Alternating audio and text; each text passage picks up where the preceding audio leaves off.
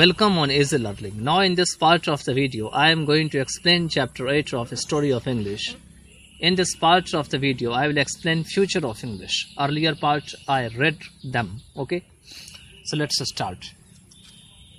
The story of English cannot be concluded in a manner in which some of greatest creations in the English can. कहते हैं कि English की जो कहानी है या स्टोरी है, इसे इस तरीके से समाप्त नहीं किया जा सकता, इस ढंग से नहीं किया जा सकता जिसमें कुछ ग्रेटेस्ट क्रिएशन जो है लैंग्वेज को जो है कर सकते हैं. In which some of the greatest creation in the language can. When we come to the end of Milton's epics, कहते हैं मिल्टन को जो महाकाव्य है, जैसे हमारे पास महाभारत है, रामायण है, वैसे मिल्टन ने भी एपिक्स लिखे थे. जैसे आपका पैराडाइज लॉस्ट है, ये उनका एपिक था. तो कहते हैं जब हम मिल्टन के एपिक पे आकर के जब हम खत्म होते हैं, या the tale of the ancient mariner पे आके खत्म होते हैं, या the eve of saint Agnes Keats और द ट्रेजेडीज और द कॉमेडीज शेक्सपियर पे हैं, वहाँ पे आकर के जब हम खत्म होते हैं. ट्रेजेडीज जानते होंगे दुखांत होते हैं और कॉमेडीज सुखांत होते हैं.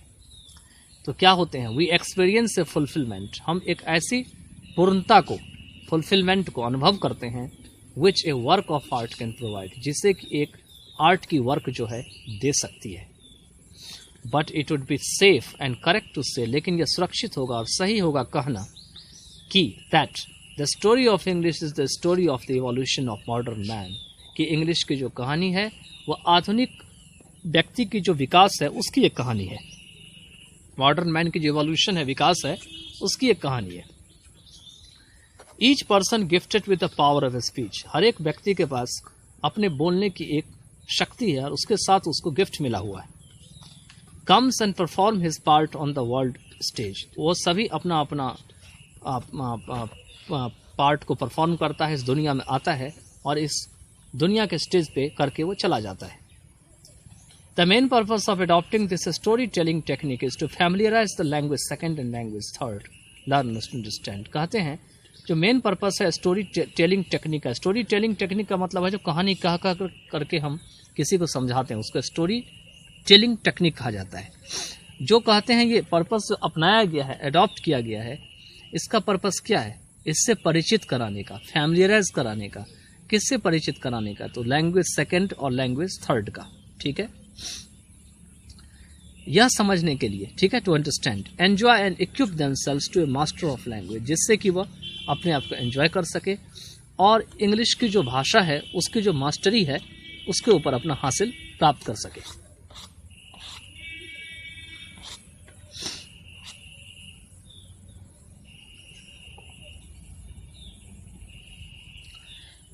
Which will enable better human understanding, जो कि ह्यूमन की जो समझ है उसको समझने में और भी बेटर करने की योग बनाती है, साथ में उन्हें कोऑपरेशन करने में और वर्क कल्चर करने में.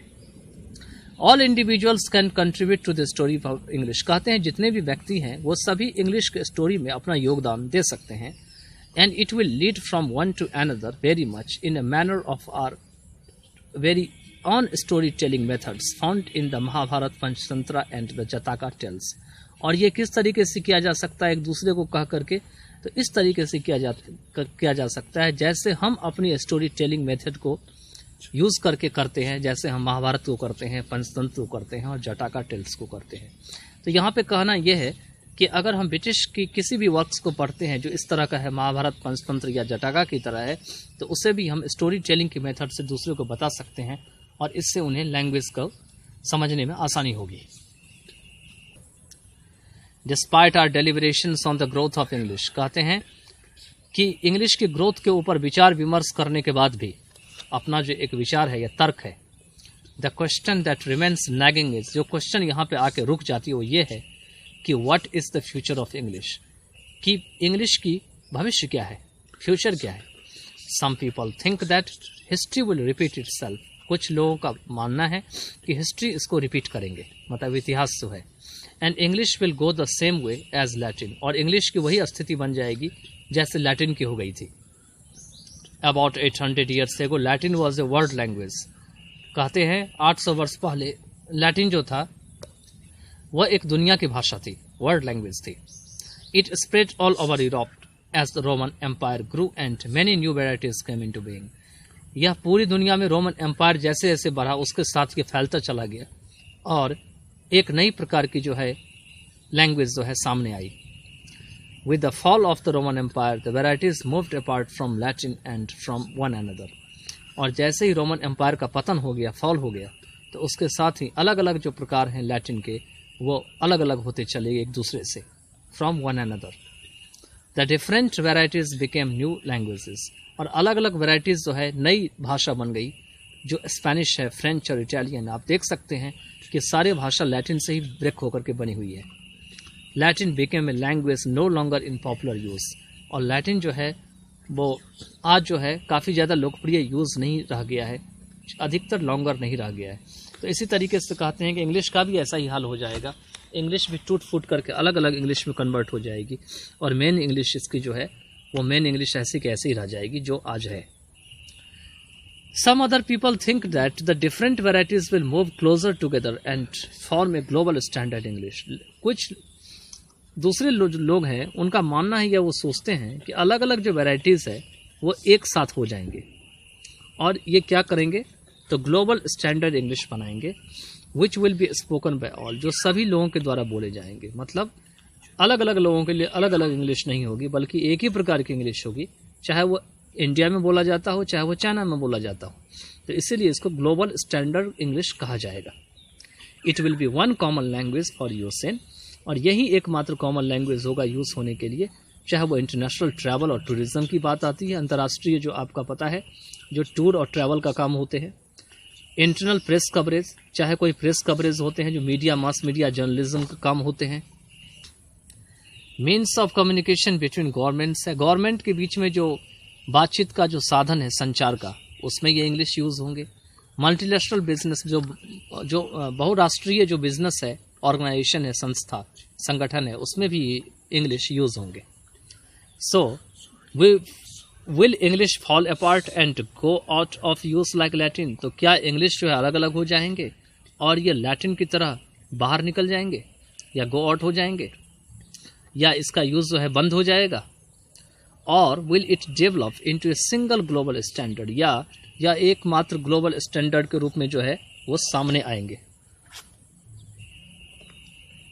We have to wait and see. Only time will tell.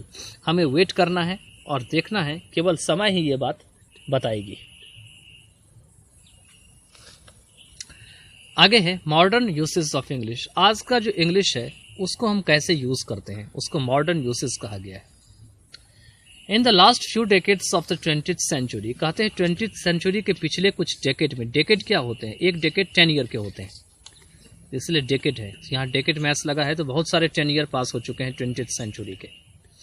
The English language has been rapid changes, English language है बहुत तेजी से बढ़ी हुई है, has seen rapid changes, and many of the earlier concept of standard grammar, और पहले जितने भी स्टैंडर्ड ग्रामर के स्पेलिंग के प्रोनाउंसिएशन के कॉन्सेप्ट थे उसको मिला दिया गया, have been diluted.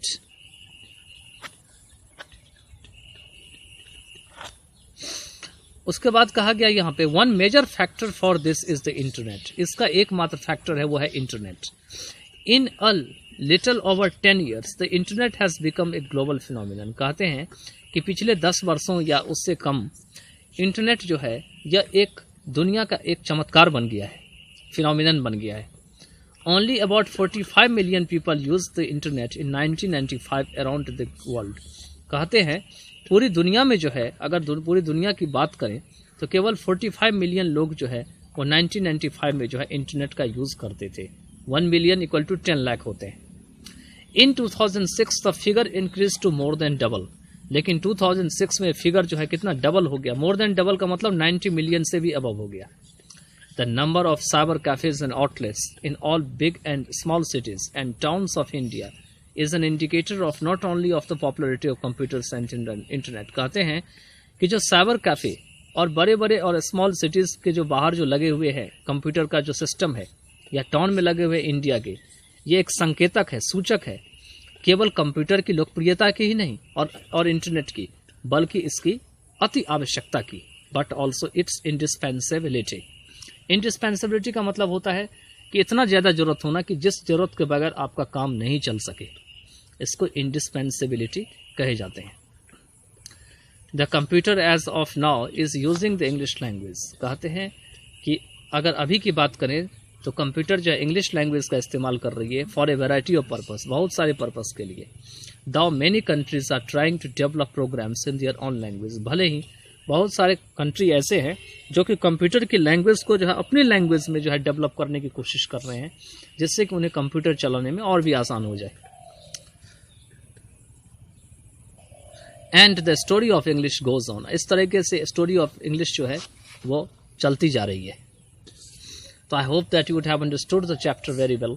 So now I am going to cover the next part of this book, A Story of English, from the next parts of the video.